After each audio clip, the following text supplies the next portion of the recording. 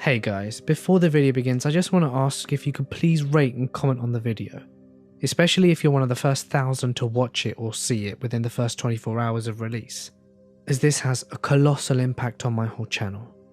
Thanks guys, you really are awesome. Number 1. When I was 15, I went on a cruise with my parents around Asia. One night, I was making my way back to the kids' club, as my mother insisted that I join it to meet new people.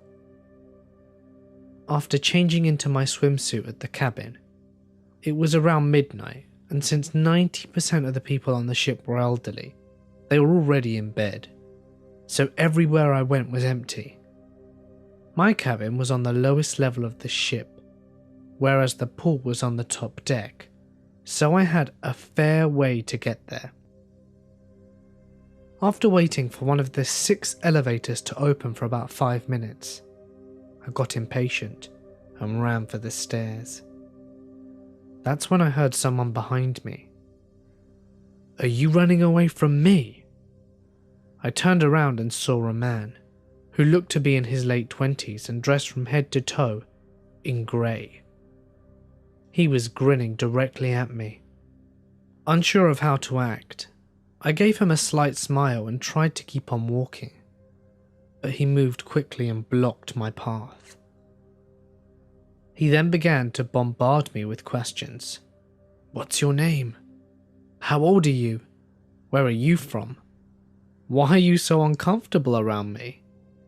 But I managed to lie and said that my parents were waiting for me, and before he answered, I walked away and ran when I couldn't see him. Around about 2, I said goodbye to my new friends and started to head towards the stairs again. And guess who I ran into?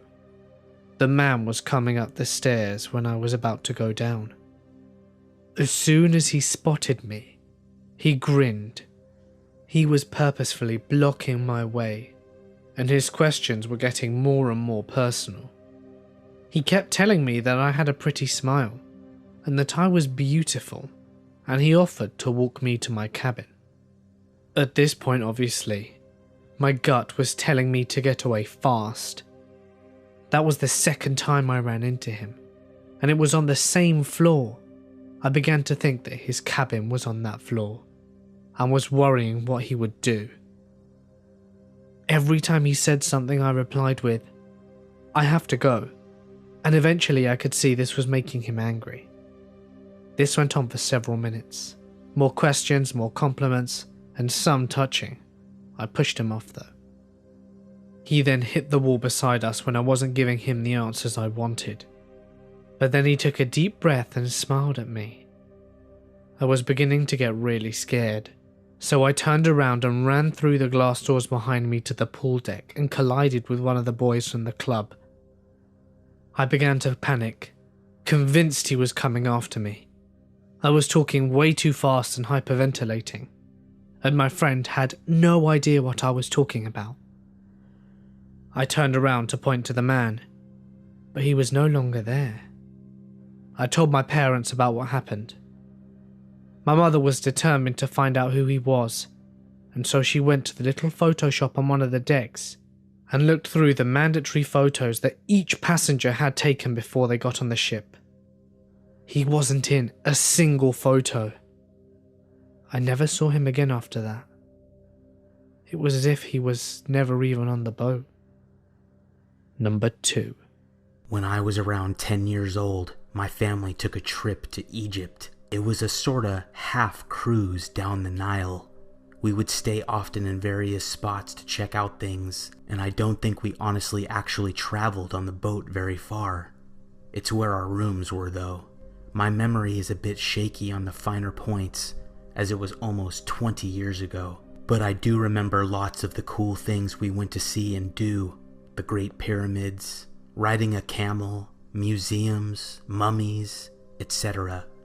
But I also remember a lot of not so fun things, like the tour guide telling my family that my mother and I could never be by ourselves without either our male family members or others from the tour group. They told us that the men in the country would see a single woman as someone seeking sex, as they wouldn't travel alone otherwise. Or the man offering my father a herd of camels for me, and a bit less for my mother, as she was older. On the top of the ship we were staying at, there was a swimming pool. One morning as I was using it, sporting a one-piece bathing suit, there was a boat driving past where we were moored, full of men. They were hooting and hollering, applauding, and making a general ruckus as they could see me, and I put on theatrics because of it, diving into the pool, strutting around, loving the attention. I cringe at this now. Years later, my mother told me how in a store selling souvenirs on shore, she was groped by the seller. He was placing a necklace on her and gave one of her breasts a really invasive feel. She told my father and he shrugged it off at the time, and she was still mad at him over it. I understand. I would too. Good job, Dad. Not. And to this day I remember the one morning my parents went to go watch the sunrise over the desert. It required a very early wake-up, and my brother and I declined to go. So while my parents were out in the desert looking at the sun, my brother still sleeping, I decided to go to the pool. This may have been the same day that I was catcalled, since I was at the pool area by myself, but I'm not 100% sure. I do remember that on the top of the ship, there was a hatch going down one level near the pool. That day I eyed it and decided I had to know where it went. It was easy to open, and I climbed down a short ladder to the deck below. This deck was still open to the outside, with doors leading to compartments and such. The way the boat was moored, we were a couple of ships out from the port. To get off the boat, you'd have to traverse the other ships in between, but I think this was a normal thing. They were all lined up together, and the travelers would simply disembark by going through the various ships until reaching shore. I went right when I reached the ladder bottom, noticing the major differences from the other areas of the boat I had been on. This area was dirtier, and there were ropes and other junk lying around. I found where the kitchens were, and I stood a while looking through the window. I remember it seemingly rather gross looking in there, which redoubled my desire to never eat there. My family had already decided to not eat on the boat when a waiter visibly sweated into the soups he served us. I went back towards where the ladder was, then continued a bit to the left. From this vantage, I could see all the ships between ours and shore. I think there were around 3 to 4 in total. I noticed on the far ship that a man was hopping over the railings and coming towards me, one boat at a time. This is verse coming through the main area, which had been set up for the tourists to easily get through all the ships to get to shore. I backed up a bit, back towards the ladder as I realized he was making a beeline toward me. He came over the railing and I don't remember what exactly he said to me, but it was an introduction in heavily accented English. He asked me if I wanted to party. I was a little confused. In my head, party is when my parents had friends over and lots of music and dancing. I liked parties. Sometimes I got to stay up late and dance too. I don't remember exactly how he convinced me, but I remember standing in the open doorway to the cabin where he was inviting me in.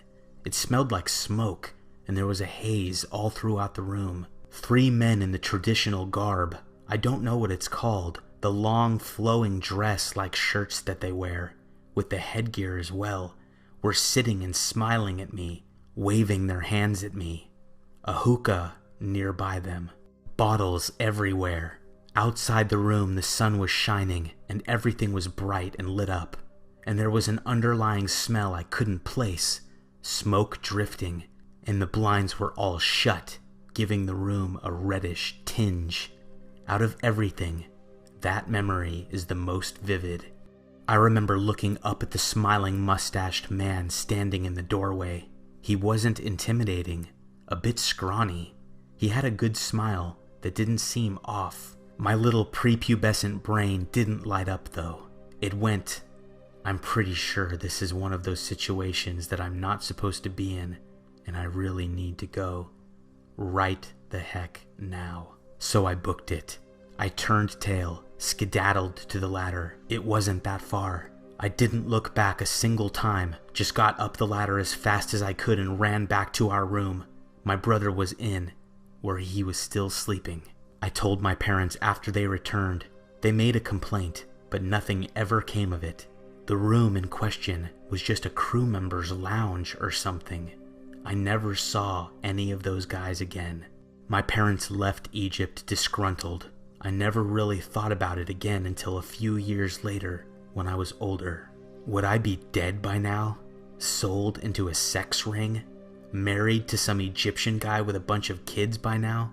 It makes me shudder to even think about it, and very grateful that my school did cover a little, not enough, about stranger danger. It was enough to make me reject the very friendly guy and realize this was a bad situation for me to be in. With all the weird situations that happened on that trip, and the fascination I apparently held for being so young, I can't help but think that something terrible would have happened if I had gone into that room.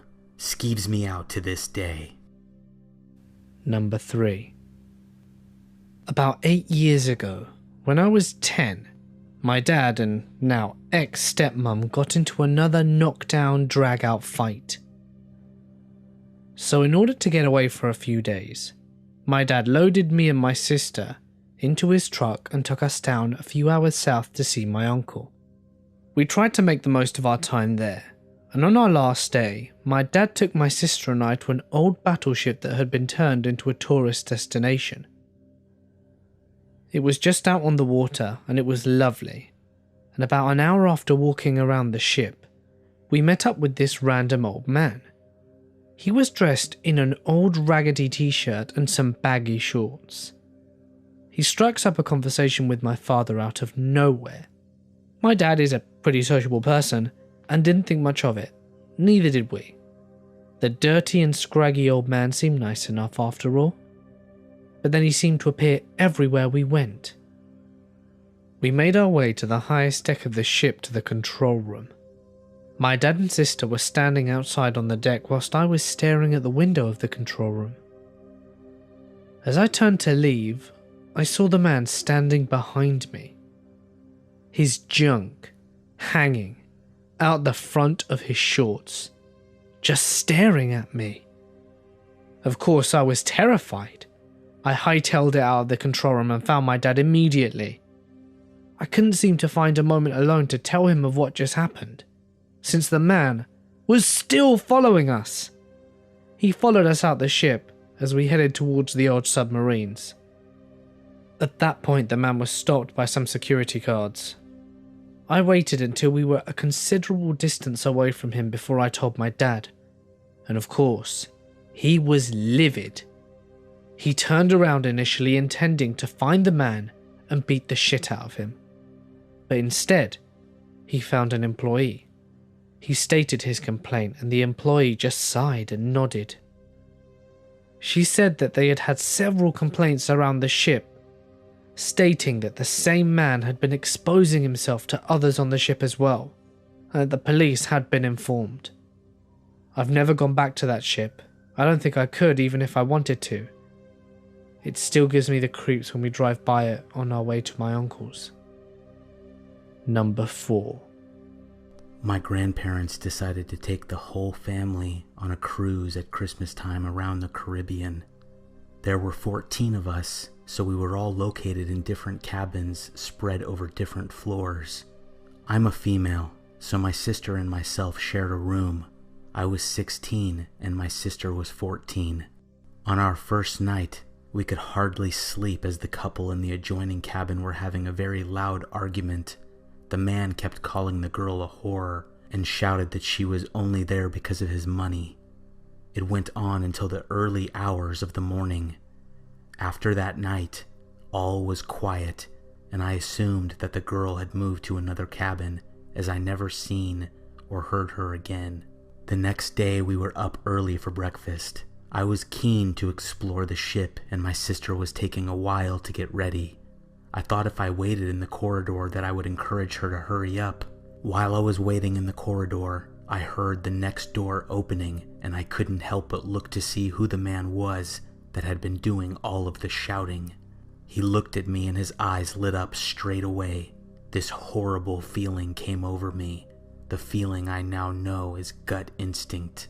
I just knew from the way that he looked at me that he was bad news. He looked to be in his 40s and looked normal, but I couldn't stop the shivers traveling up my spine. He said hello, but all I could manage was a faint smile. I decided I'd head back into the room as I was chapping on the door. The man was walking down the corridor to the elevators, but repeatedly looked back to look at me. From that point on, he seemed to be everywhere. In the dining room at lunch, he would sit close by. At the pool, he would only be a few loungers along. A couple of times I got in elevators only to have him run in behind me, even though I hadn't seen him around before I entered the lift.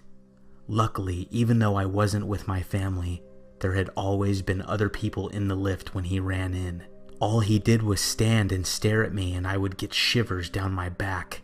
The first couple of days I tried to ignore it. I had always gotten attention from boys. I tried to just brush it off as a bit of attention, but something didn't seem right. Especially since the ship we were on was massive, and there was so many people on board. I started to find it hard to believe that he would just randomly bump into me. We had told my mom and dad and the others about the argument in the other room from the first night, but I couldn't bring myself to say anything about the man following me. I felt embarrassed. Silly, I know. Near the end of the week, I wanted to leave the pool and get changed to go watch a movie with my cousins. My sister wanted to stay at the pool, so I headed to the room by myself. When I got in the elevator with another few people, I noticed the man sneak in at the end, and all I could feel was dread as he stared at me. The other people on the lift got off at our stop, but went in another direction. As I walked down the corridor to my room, I could feel the man's eyes on the back of my neck. I quickly sped up and hurried into my room. A minute passed, and there was a knock at my door. Immediately, I knew it was him. There had been no one else in the corridor. The knocks continued as I panicked on what I should do. I thought I would have to answer the door because he had watched me enter and knew I was there. I answered the door, and the man had the creepiest smile on his face. "Hey, sweet thing, I'm locked out of my room. Can I come in to use your phone?" I knew he was lying, so quickly I thought of something to get out of the situation. "Sorry, our phone isn't working," I said as I tried to shut the door. "Oh fuck, you're Scottish?" he asked in a surprised voice. I mumbled something in agreement, shutting the door, but he stuck his foot in. I decided to use all my strength and batter the door against his foot. He cried out in pain, but put his other foot in place. "Hey, I just need to come in for a minute," he kept shouting at me. I told him he should just go to reception and continued to try to shut the door. The panic was flooding through me. The next minute I heard someone say, "Jess, what's going on?" With relief I realized it was my older male cousin Jonathan, coming by so we could go watch the film. "Who are you?" Jonathan shouted at the man. "Oh, sorry, I didn't realize you were Scottish. I thought I knew your friend from back in the US, the guy mumbled. "It's just a misunderstanding." He hopped away and proceeded to enter his room. We left the next morning, and I didn't see him again. I will never forget that creepy expression he had on his face every time he looked at me. It makes me sick to my stomach. Number 5. This happened on a trip sanctioned by my former high school.